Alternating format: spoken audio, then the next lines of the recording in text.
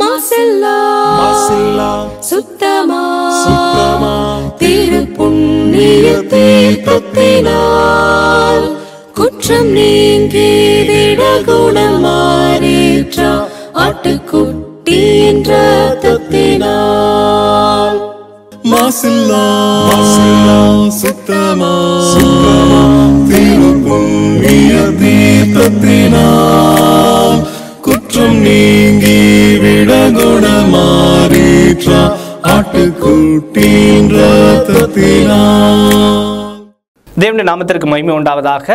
வாரத்தின் முதல் நாளிலே நாம் சபையாக ஒன்று சேர்ந்து தேவனை தொழுது கொள்வது என்பது நமக்கு கிடைக்கப்பட்டிருக்கிறதான மிக பெரிதான ஸ்லாக்கியம். ஆகையினாலே நாம் நன்றி உணர்வோடு மகிழ்ச்சியோடு முழுமனதோடு ஆவியோடு உண்மையாக அவரை நாம் தொழுது கொள்வோம். தூக்கமாக ஒரு பாடலை நாம் தெரிந்து கொள்வோம். சகோதரர்களை அன்போடு அழைக்கின்றோம். கற்பாறை போன்ற கடல் மேல் நடப்பது லேசான காரியம். கற்பாறை போன்ற கடல் மேல் நடப்பது லேசான காரியம். கற்சாடி நீரையும் கனிரசமாக்குதல் லேசான காரியம். கற்சாடி நீரையும் கனிரசமாக்குதல் லேசான காரியம். உமக்கது லேசான காரியம், லேசான காரியம், எதுவும் லேசான காரியம்.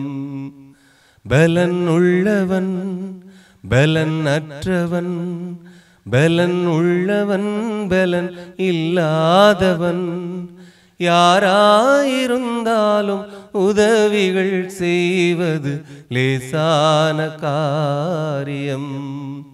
உமக்கது லேசான காரியம்.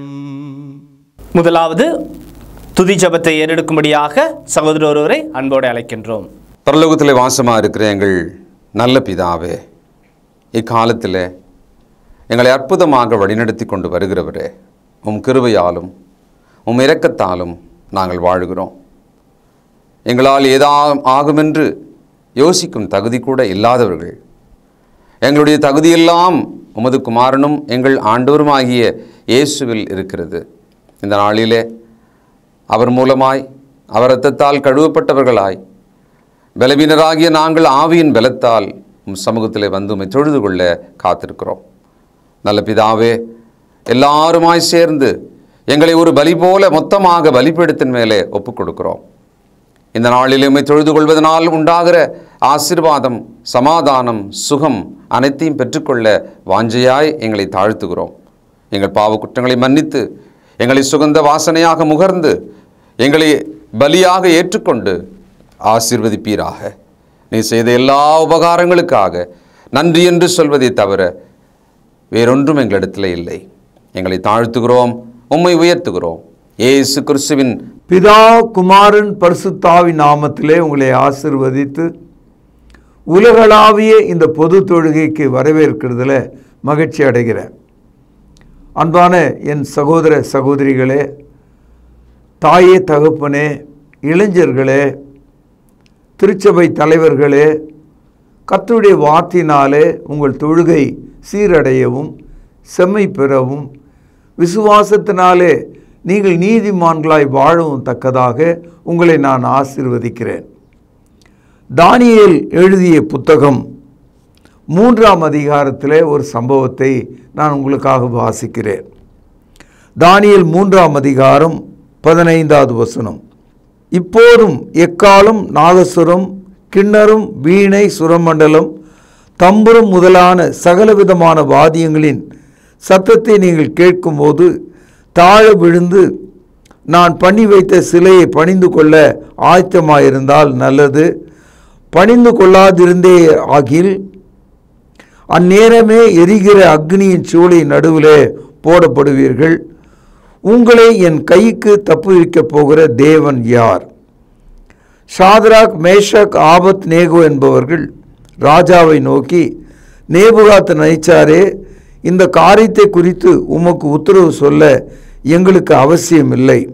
கவனியுங்கள், நாங்கள் ஆராதிக்கிற எங்கள் தேவன் எங்களை தப்புவிக்க வல்லவராயிருக்கிறார். அவர் எரிகிற அக்னி சூளைக்கும் ராஜாவாகிய உம்முடைய கைக்கும் நீங்களாக்கி விடுவிப்பார். விடுவிக்காமற் போனாலும் நாங்கள் உம்முடைய தேவர்களுக்கு ஆராதனை செய்வதும் இல்லை, நீர் நிறுத்தின பொற்சிலையை பணிந்து கொள்வதும் இல்லை என்கிறது ராஜாவாகிய உமக்கு தெரிந்திருக்கிறது என்றார்கள். கூடுதலாக 19ஆம் வசனம், அப்பொழுது நேபுகாத் நேச்சாருக்கு கடுங்கோபம் உண்டு. ஷாத்ராக், மேஷாக், ஆபத் நேகோ என்பவர்களுக்கு விரோதமாய் அவனுடைய முகம் வேறுபட்டது. சூளையை சாதாரணமாய் சூடாக்குவதை பார்க்கிலும் 7 மடங்கு அதிகமாய் சூடாக்கும்படி உத்தரவு கொடுத்தான். அன்பு சகோதரர்களே, வாசித்த இந்த வரலாற்று பகுதி ஏதோ ஒரு கதையாகவோ ஒரு நாடகமாகவோ நினைத்து விட வேண்டாம். இது வரலாற்றில் உண்மையாய் நடந்த ஒரு சம்பவம். இயேசு கிறிஸ்துக்கு முன்பு ஏறக்குறைய 600 ஆண்டுகளில் நடந்த ஒரு சம்பவம். பாபிலோனிய தேசத்து பேரரசனாகிய நேபுகாத் நேச்சார் 60 முழம் உயரமுள்ள ஒரு பொற்சிலையை அங்கே நிறுவினான். 60 முழம் என்று சொன்னால் ஏறக்குறைய 100 அடி உயரம், முழுமையான ஒரு பொற்சிலை. அன்றைக்கு இருந்த எல்லா இசைக்கருவிகளையும் மேளங்களையும் கொண்டு வந்து முழங்கி அந்த தேசத்தின் குடிகள் அனைவரையும் அதன் தாழ விழுந்து பணிந்து கொள்ளும்படி சொன்னான். பணிந்து கொள்ளாதவர்கள் எரிகிற அக்னி சூளையிலே வீசப்படுவார்கள். ஷாத்ராக், மேஷக், ஆபத் நேகோ என்ற 3 இளைஞர்கள் ராஜாவுக்கு பதில் சொன்னார்கள், நாங்கள் அதை பணிந்து கொள்ள மாட்டோம். எங்கள் தேவன் எங்களை விடுவிக்க வல்லவராயிருக்கிறார். அடுத்து தான் ரொம்ப முக்கியமானது, அவர் விடுவிக்காமற் போனாலும் உமக்கு தெரிந்திருக்க கடவுது, நாங்கள் அதை பணிந்து கொள்ள மாட்டோம். இந்த வார்த்தையை கேட்ட நேபுகாத் நேச்சாருடைய முகம் சிவந்தது, கோபம் உண்டானது. அவன் தன்னுடைய ஊழியக்காரை பார்த்து எரிகிற சூளையை 7 மடங்கு அதிகமாக உண்டாக்கும்படி சொன்னான். அதாவது மனிதர்கள் வெந்து போகிற சூளை அல்ல, இன்றைக்கு நாம் கடினமான ஸ்டீல் என்று சொல்கிறோமே, இரும்பு, அது தண்ணீராய் உருகிவிடும் அளவுக்கு கொதிக்கும் ஒரு சூளையாக அது மாறியது. என் அன்பு சகோதரர்களே, விசுவாசமும் அக்னியும், ஃபெய்த் அண்ட் ஃபயர், இந்த காட்சியை நீங்கள் கவனியுங்கள். இங்கே இந்த 3 பேரும் சொன்ன பதில் சமயத்தில் நம்முடைய வாழ்க்கையில் அனுபவ ரீதியாக வரக்கூடும். எரிகிற வீட்டிலே எண்ணெய் வார்த்தது போல என்று ஒரு பழமொழி உண்டு. ஏற்கனவே வீடு எரிந்து கொண்டிருக்கிறது, கூடுதலாக அதன் மேலே எண்ணெய் ஊற்றினால் மிக விரைவாக எரிந்து சாம்பலாகி போய்விடும். வாழ்க்கை அப்படிதான். நம்முடைய விசுவாசம் அக்னிக்கு எதிராக வைக்கப்பட்டிருக்கிறது. நம்முடைய வாழ்க்கை நம்முடைய எதிரிக்கு முன்பாக வைக்கப்பட்டிருக்கிறது. அவர்களுக்கு காலையே தொடங்கி மாலை வரைக்கும் நமக்கு ஏதாவது ஒரு கெடுதல் செய்தால் மட்டுமே மகிழ்ச்சியாக இருக்கும். நீதிமொழிகள் 4வது அதிகாரம் 16வது வசனம், பொல்லாப்பு செய்தால் ஒழிய அவர்களுக்கு நித்திரை வராது, அவர்கள் யாரையாகிலும் விழப்பண்ணாதிருந்தால் அவர்கள் தூக்கம் கலைந்து போகும். அவர்கள் ஆகாமியத்தின் அப்பத்தை புசித்து கொடுமையின் ரசத்தை குடிக்கிறார்கள். நாம் வாழ்கிற சமுதாயம் இப்படி தான் இருக்கு. நம்மை கெடுக்க வேண்டும், அழிக்க வேண்டும், காரணம் இல்லாமல் நம்மை பகைக்கிறார்கள். நம்மை மென்று தின்ன வேண்டும், நாம் எரிந்து சாம்பலாக வேண்டும் என்று நம்முடைய மக்கள் எதிர்பார்க்கிறார்கள். நம்முடைய வாழ்க்கை அவர்கள் மத்தியிலே சிக்கி இருக்கிறது. நாம் தேவனை நம்பி இருக்கிறோம். நமக்கு எதிராக 7 மடங்கு சூடாக்கப்பட்ட சூளை இருக்கிறது போல நம்முடைய வாழ்க்கை இருக்கிறது. என்ன செய்வோம்? இதை குறித்து எவ்விதமாக விவரிப்போம்? இதிலிருந்து எப்படி நாம் தப்புவோம் என்று நாம் ஒவ்வொரு நாளும் கவலை கொண்டிருக்கிறோம். 1 பேதுரு 1வது அதிகாரம் 7வது வசனம், அழிந்து போகிற பொன் அக்னியிலே சோதிக்கப்படும், அதை பார்க்கிலும் கவனியுங்கள், அதிக விலையேற பெற்றதாக இருக்கிற உங்கள் விசுவாசம் சோதிக்கப்பட்டு இயேசு கிறிஸ்து வெளிப்படும் போது உங்களுக்கு புகழ்ச்சியும் கனமும் மகிமையும் உண்டாக காணப்படும். நமக்கு முன்பாக அக்னி இருக்கிறது. உங்களுடைய விசுவாசம் பொன்னை போல் இருக்கிறது. பொன்னை நெருப்பு தண்ணீராக மாற்றும், கொதித்து அது நீராக ஓடும். உங்களுடைய விசுவாசமானது அந்த பொன்னை பார்க்கலாம் அதிக மேன்மையாக இருக்கிறதா. Faith versus fire. உங்களுடைய விசுவாசம் அந்த அக்னியை விட பெரிதாக இருக்கிறது. 1 பேதுரு 1 அதிகாரம் 6வது வசனம், இதிலே நீங்கள் மிகவும் சந்தோஷப்படுகிறீர்கள் என்றாலும் கவனியுங்கள், துன்பப்பட வேண்டியது அவசியமானதால் இப்பொழுது கொஞ்ச காலம் பலவிதமான சோதனைகளினாலே துக்கப்படுகிறீர்கள். கிறிஸ்தவ வாழ்க்கை துன்பம் இல்லாமல் இல்லை, ஆனால் அதற்கும் ஒரு காலம் இருக்கிறது. கொஞ்ச காலம் மட்டுமே துன்பப்படுவது அவசியமாக இருக்கிறது. நம்முடைய விசுவாசம் சோதிக்கப்பட வேண்டியது அவசியமாக இருக்கிறது. ஷாத்ராக், மேஷாக், ஆபத் நேகோ என்பவர்கள் நேபுகாத் நேச்சாருக்கு சொன்ன பதில் அவனுடைய கோபத்தை கிளறி சாதாரணமாக இருந்த சூளையை 7 மடங்கு அதிகமாக சூட்டாக சொன்னான். காரணம் என்னன்னா, என்னுடைய கைக்கு உங்களை தப்புவிக்கிற தேவன் யார் என்று கேட்டான். சகோதரர்களே, நேபுகாத் நேச்சாருக்கு 2 கை தான், உங்களுக்கு எனக்கு 2 கை தான். அப்படியானால் நேபுகாத் நேச்சார் தன்னுடைய 2 கைகளை பார்க்கிலும் ஜீவனுள்ள தேவனை குற்றம் காண்கிறானா, வீரம் பேசுகிறானா, பெருமை கொள்கிறானா? தன்னுடைய 2 கரங்கள் தேவனை பார்க்கலும் பெரியது என்று அவன் சொல்கிறானா? ஆஃப்டர் ஆல் நேபுகாத் நேச்சர் had 2 hands. இப்பொழுது அவன் சொல்கிறான், என் கைக்கு நீங்களாக உங்களை காப்பாற்றுகிற தேவன் யார் என்று கேட்டான். இந்த கேள்வியை வாழ்க்கையில் நாம் பலமுறை நாம் வேலை செய்கிற இடத்துல, வியாபாரம் செய்கிற இடத்துல, படிக்கிற இடத்துல, சமுதாயத்தில், வீட்டில் நம்முடைய எதிரிகள் கேட்டுக்கொண்டே இருக்கிறார்கள். உன்னை யார் தப்புவிக்க முடியும் என்று கேட்கிறார்கள். உன் கடவுள் உன்னை காப்பாற்றுவாரா என்று கேட்கிறார்கள். நாம் கவலை கொள்கிறோம், வேதனைப்படுகிறோம்.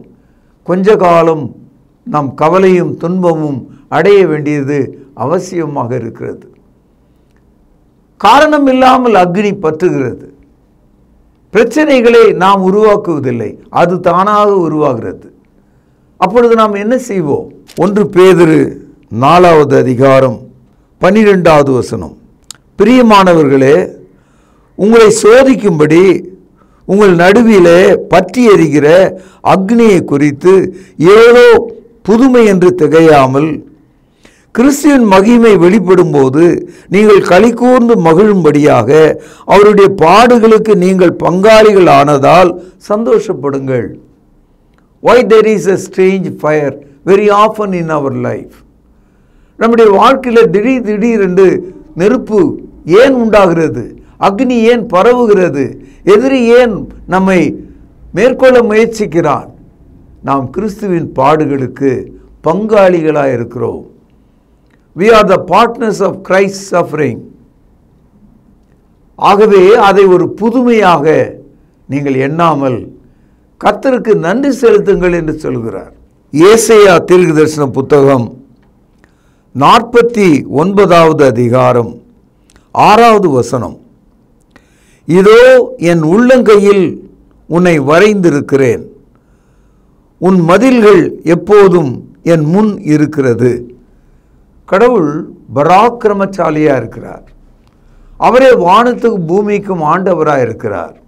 வானம் எனது சிங்காசனம், பூமி என்னுடைய பாதப்படி என்று சொல்கிறார். ஆகவே அன்பு தோழர்களே, பரிசுத்தவான்களே, கிறிஸ்தவர்களாகி நம்மை குறித்து ஆண்டவர் பேசும்போது, இதோ நீங்கள் என்னுடைய உள்ளங்கையில் வரைந்து இருக்கிற மக்கள் என்று சொல்லுகிறார். You are inscribed in my hand. You are framed in my hand என்று சொல்லுகிறார்.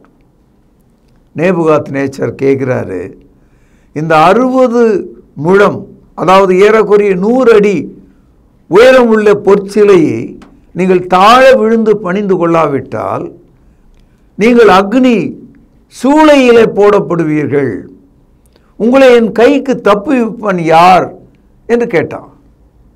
இந்த சமுதாயம் நம்மை கேட்கிறது, இந்த தேசம் நம்மை கேட்கிறது, இந்த தேசத்தின் சட்டங்கள் நம்மை கேட்கிறது, நம்முடைய விசுவாசத்துக்கு எதிராக நெருப்பை அடையாளமாக காட்டுகிறது.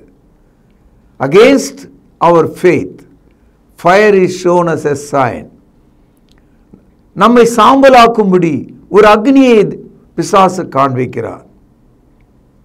நாள்தோறும் காலை முதற்கொண்டு எதையாவது ஒரு தீமையை செய்யும்படி அவர்கள் எப்போதும் ஆயத்தமாக இருக்கிறார்கள். நேபுகாத்நேச்சார் தன்னுடைய 2 கரங்களுக்கு முன்பாக தேவன் இல்லை, தேவனால் உங்களை காப்பாற்ற முடியாது, என்னுடைய கரத்துக்கு தப்புவிக்கிறவன் யார் என்று சொன்னான். Who can deliver you from my hand என்று சொன்னான். God says every believer, he is inscribed in the very palm of God. தேவனுடைய கரத்தில் வரையப்பட்ட கண்மணிகளாக நீங்களும் நானும் இருக்கிறோம் என்று வேத வசனம் சொல்கிறதை நாம் பார்க்கிறோம். ஏசாயா தீர்க்கதரிசன புத்தகம் 43வது அதிகாரம் முதல் 2 வசனங்களை வாசிக்கிறேன், கவனியுங்கள். இப்போதும் யாக்கோபே, உன்னை சிருஷ்டித்தவரும் இஸ்ரவேலே உன்னை உருவாக்கினவருமாகிய கர்த்தர் சொல்கிறதாவது, கவனியுங்கள், பயப்படாதே, உன்னை மீட்டு கொண்டேன், உன்னை பெயர் சொல்லி அழைத்தேன், நீ என்னுடையவன். நேபுகாத்நேச்சாருக்கு அந்த பொற்சிலையை வணங்க மாட்டேன் என்று சொன்ன அந்த 3 பேருடைய பெயர் தெரிகிறது. ஷாத்ராக், மேஷாக், ஆபத்து நேகோ என்பவர்களே என்று பெயரை சொன்னான். தேவன் சொல்கிறார், உன்னுடைய பெயர் எனக்கு தெரியும், நம் அனைவருடைய பெயர் தேவனுக்கு தெரியும், அவருடைய ஜீவ புத்தகத்திலே நம்முடைய பெயர்கள் பதிவு செய்யப்பட்டிருக்கிறது. ஆகவே ஆண்டவர் சொல்கிறார், நான் உன்னை மீட்டு கொண்டேன்.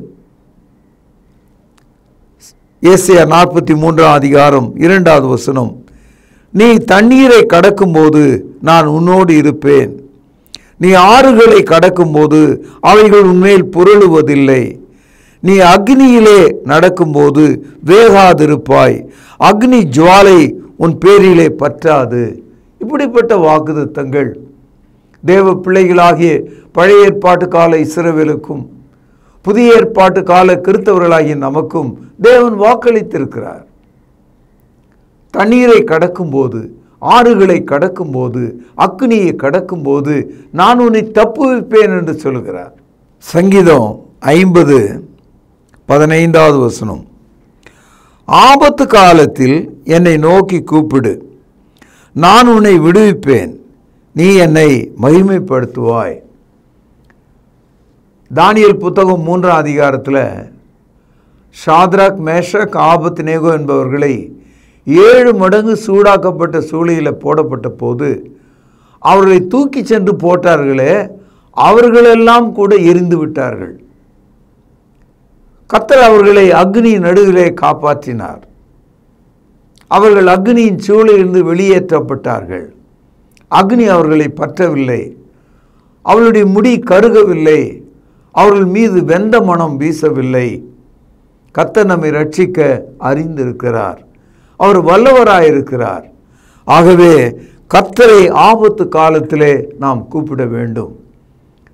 திடீரென்று பொங்கி வருகிற அக்னியை காணும்போது வேலையின் மேலும், தொழிலின் மீதும், படிப்பின் மீதும், வீட்டின் மீதும், நம் பிள்ளைகள் மீதும் அக்னி வருந்து சேரும்போது, when you see the sudden appearance of fire against you, call upon the name of the Lord. கர்த்தருடைய நாமத்தை நோக்கி கூப்பிடுங்கள். 34வது சங்கீதம் 6வது வசனம், இந்த ஏழை கூப்பிட்டான், கர்த்தர் கேட்டு அவனை அவன் இடுக்கண்களுக்கெல்லாம் நீங்களாக்கி ரட்சித்தார். எத்தனை விதமான இடுக்கண்கள், நெருக்கங்கள் நம்முடைய கழுத்தை 7 பேர் நெருக்கினது போல் இருக்கிறது. நம்ம வீட்டை சுற்றிலும் மக்கள் 100 கணக்கில் கூடி நிற்பது போல் இருக்கிறது. ஒரு நாள் போவது கடினமாக இருக்கிறது. கதவை திறக்க முடியல, ஜன்னலை திறக்க முடியல. மக்கள் கெட்ட வார்த்தைகளால் நம்மை பேசுகிறார்கள், சபிக்கிறார்கள். அவர்கள் மத்தியில் நாம் இருக்கிறோம். நாம் கர்த்தரை நோக்கி கூப்பிடும்போது நம்முடைய எல்லா பயத்துக்கும் அவர் நம்மை நீங்களாக்கி ரட்சிப்பார். ஏசாயா தீர்க்கதரிசன புத்தகம் 10வது அதிகாரம் 27வது வசனம். அந்நாளில் உன் தோளி நின்று அவன் சுமையையும் உன் கழுத்தி நின்று அவன் நுகமும் நீக்கப்படும், அபிஷேகத்தின் நுகம் முறிந்து போகும் என்று சொன்னார். அதாவது மனிதர்கள் நம்மை சிறைப்படுத்துகிறார்கள், அக்னி குண்டத்திலே வீசுகிறார்கள், அவமான சிறையிலே பிடிக்கிறார்கள், நோய் நம்மை வதைக்கிறது. ஆண்டவர் சொல்கிறார், I will remove your burden from your shoulder. உன் கழுத்தின் மேல் உள்ள நுகத்தை நான் இறக்கி விடுவேன், உன்னை கட்டிய கயிறுகளை அறுத்து விடுவேன், உனக்கு சமாதானம் உண்டாகும் என்று சொல்கிறார். தானியேல் 3ஆம் அதிகாரம் 26வது வசனம். அப்பொழுது நேபுகாத் நேச்சார் எரிகிற அக்னி சூளையின் வாசல் அண்டைக்கு வந்து, உன்னதமான தேவனுடைய தாசராகிய ஷாத்ராக், மேஷாக், ஆபத் நேகோ என்பவர்களே, நீங்கள் வெளியே வாருங்கள் என்றான். அப்பொழுது ஷாத்ராக், மேஷாக், ஆபத் நேகோ என்பவர்கள் அக்னியின் நடுவிலிருந்து வெளியே வந்தார்கள். தேசாதிபதிகளும் அதிகாரிகளும் தலைவரும் ராஜாவின் மந்திரிகளும் கூடி வந்து அந்த புருஷருடைய சரீரங்களின் மேல் அக்னி பலன் செய்யாமலும் அவர்களுடைய தலைமயிர் கருகாமலும் அவர்களுடைய சால்வைகள் சேதப்படாமலும் அக்னியின் மனம் அவர்கள் மேல் வீசாமலும் இருந்ததை கண்டார்கள். கர்த்தர் தமது பிள்ளைகளை ரட்சிக்க அறிந்திருக்கிறார். அநேக சமயத்தில் நம்ம புலம்புறோம், இன்டர்னல் அண்ட் எக்ஸ்டர்னல் என்று சொல்கிறோம். அதாவது உள்ளே வெளியே என்று சொல்கிறோம். எனக்கு உள்ளே இருக்கிற கஷ்டத்தை யார் பார்க்கறது, எனக்கு வெளியே இருக்கிற கஷ்டத்தை யார் பார்க்கிறது? இரண்டையும் தேவன் பார்ப்பார். என் அன்பு சகோதரர்களே, இந்த காலையில் 2 கைகளை உடைய மனிதன் தேவனை வம்புக்கு இழுக்கிறான். என் கைக்கு யார் உங்களை தப்புவிப்பான் என்று கேட்டான். கடலில் ஒரு வகையான ஒரு இனம், மீன் இனம் இருக்கிறது. அதை ஆங்கிலத்தில் ஆக்டோபஸ் என்று சொல்வார்கள். அந்த ஆக்டோபஸ் என்பது 8 கைகளை உடையதாக இருக்கிறது. யாராவது அதற்குள்ளே வந்து சிக்கி கொண்டால் அதனுடைய வலுவான 8 கரங்களும் அதை சேர்த்து மொத்தமாக பிடிச்சிக்கும். அதிலிருந்து தப்பவே முடியாது. உலகத்தில் இருக்கிற பிசாசானவன் தன்னுடைய 8 கரங்களால் உங்களை மூடினாலும், 16 கரங்களால் மூடினாலும், 32 கரங்களால் மூடினாலும், 64 கரங்களால் மூடினாலும் எல்லாவற்றையும் அறுத்தெறிந்து உங்களை ரட்சிக்க தேவன் வல்லவராயிருக்கிறார். நீங்கள் கருகி போவதில்லை, அக்னியின் மனம் உங்கள் மீது வீசுவதில்லை, உங்கள் சால்வைகள் பற்ற வைக்கப்படுவதில்லை, வாக்குத்தத்தங்கள் பொய்ப்பதில்லை. உன்னதமான தேவனுடைய குமாரர்களே, குமார்த்திகளே, இந்த நாளில் நீங்கள் கேட்ட இந்த ஜீவனுள்ள வசனம் உங்களுக்கு பரிசுத்த ஆவியின் வல்லமை தந்து தேவ பிரியர்களாய் வாழும்படி உங்களை ஆசீர்வதிக்கிறேன். பிரார்த்தனை செய்வோம். பரலோகத்தில் வாசமாக இருக்கிற ஜீவனுள்ள தகப்பனே, நாங்கள் வலுவாய் கேட்ட ஜீவனுள்ள வசனங்கள் எங்களுக்கு மிகவும் ஆதரவாகவும் பயனுள்ளதாகவும் விசுவாசத்துக்கு எதிராக புறப்படும் அக்னியை அவிக்கக்கூடியதாயும் இருக்கிறது. நன்றியோடு உம்மை துதிக்கிறோம். கர்த்தராகிய இயேசுவின் நாமத்தில் ஜெபம் கேளும் ஜீவனுள்ள எங்கள் நல்ல பிதாவே, ஆமென். நம்முடைய கர்த்தராகிய இயேசு கிறிஸ்துவின் கிருபையும் பிதாவின் அன்பும் ஆவியானவரின் வழி நடத்துதலும் நம் அனைவரோடும் சதா காலங்களிலும் நிலைத்திருப்பதாக, ஆமென். கிறிஸ்து இயேசு தம்முடைய சரீரத்தை நமக்காக கிழிக்கு கொடுத்து தன்னுடைய இரத்தத்தை சிந்தினார். அவருடைய பந்தியை நினைவு கூறத்தக்கதாக நாம் ஆயத்தமாவோம். வழிநடத்தும்படியாக சகோதரர்களை அன்போடு அழைக்கின்றோம். கர்த்தருடைய பந்தியிலே பங்கு கொள்ளும்படி நம்மை நாமே ஆயத்தப்படுத்துவோம். ஆண்டவராகிய இயேசு கிறிஸ்து காட்டி கொடுக்கப்பட்ட அன்று ராத்திரியிலே அப்பத்தை எடுத்து ஆசீர்வதித்து, இதை பிட்டு நீங்கள் வாங்கி புசியுங்கள், இது உங்களுக்காக பிற்கப்படுகிற என்னுடைய சரீரமாய் இருக்கிறது என்று சொல்லியிருக்கிறார். அப்பத்திற்காக நாம் ஜெபித்து இதில் பங்கு கொள்வோம். பரிசுத்தமும் இரக்கமும் தயவும் கிருபையும் நிறைந்த நல்ல ஆண்டவரே, உம்முடைய குமாரனாகிய இயேசு கிறிஸ்து சிலுவையிலே எங்களுடைய பாவங்களுக்காக தன்னுடைய இன்னுயிரை கொடுக்கும் பொழுது அவருடைய சரீரம் கிழிக்கப்பட்டது. அதற்கு ஒப்பாக இங்கு புளிப்பில்லாத அப்பம் இது வைக்கப்பட்டு இருக்கிறதப்பா. நீர் இந்த அப்பத்தை எங்களுக்கென்று ஆசீர்வதித்து தரும்படி விலையேற பெற்ற இயேசு கிறிஸ்துவனுடைய நல்ல நாமத்தினாலே இந்த ஜெபத்தை ஏறெடுக்கிறோம் அன்பின் பிதாவே, ஆமேன். அவர் அந்தபடியே பாத்திரத்தையும் எடுத்து, இந்த பாத்திரம் என் இரத்தத்தினால் ஆகிய புதிய உடன்படிக்கையாய் இருக்கிறது, என்னை நினைவு கூறும்படி இதை செய்யுங்கள் என்று சொல்லியிருக்கிறார். நாமும் கூட அவ்வண்ணமாகவே இதில் செய்யும்படியாக நாம் ஒன்று சேருவோம். தேவன் இந்த ரசத்தை ஆசீர்வதித்து தரும்படி நாம் ஜெபிப்போம். வானத்தையும் பூமியும் உண்டாக்கின சர்வ வல்லமையுள்ள எங்கள் நல்ல பிதாவே, என்னை நினைவு கூறும்படி இதை செய்யுங்கள் என்று சொல்லியிருக்கிறபடியே நாங்கள் செய்யும்படி வந்து நிற்கிறோம். இந்த ரசத்தை நீர் ஆசீர்வதித்து தாரும். குற்றமில்லாத மாசற்ற இதோ தகப்பனே, அந்த ரத்தம் எங்களுடைய பாவங்களுக்காக சிந்தப்பட்டது என்பதை நாங்கள் நினைத்து இதில் பங்கு கொள்ளும்படி, பயபக்தியோடு பங்கு கொள்ளும்படி எங்களை உற்சாகப்படுத்தும். எங்களை தாழ்த்துகிறோம். இந்த ரசத்தை நீர் ஆசீர்வதித்து தாரும். இயேசுவின் நல்ல நாமத்தில் இந்த ஜெபத்தை எடுக்கிறோம் அன்பின் பிதாவே, ஆமேன். இறுதியாக நாம் ஜெபித்து இந்த தொழுகையை நிறைவு செய்வோம். ஜெபிப்போம். கிருபையும் அன்பும் இரக்கமும் நிறைந்த பரம்பிதாவே, உம்மை தொழுது கொள்வது எவ்வளவு பெரிதான ஸ்லாக்கியம். அந்த ஸ்லாக்கியத்தை நீர் இந்த நாளில் எங்களுக்கு தந்தீரே, அதற்காக நன்றி தகப்பனே. நாங்கள் ஜெபித்த ஜெபங்களை நீர் அங்கீகரிக்க வேண்டுமாய் ஜெபிக்கிறோம். கிருபையின் பிதாவே, நாங்கள் கேட்ட வார்த்தைகளுக்காக நன்றி. அவைகள் எங்களுடைய இருதயத்தில் வைத்து அதன்படி எங்களுடைய வாழ்க்கை மறுரூபமாக நீர் தயவு செய்தல் வேண்டுமாய் ஜெபிக்கிறோம். பிதாவே, நீர் எங்களுக்கு இந்த வாரத்தில் ஆசீர்வாதமாக கொடுத்த வருமானத்திலிருந்து உமக்கென்று கொடுக்க நீர் எங்களுக்கு பாராட்டின தயவுக்காக நன்றி.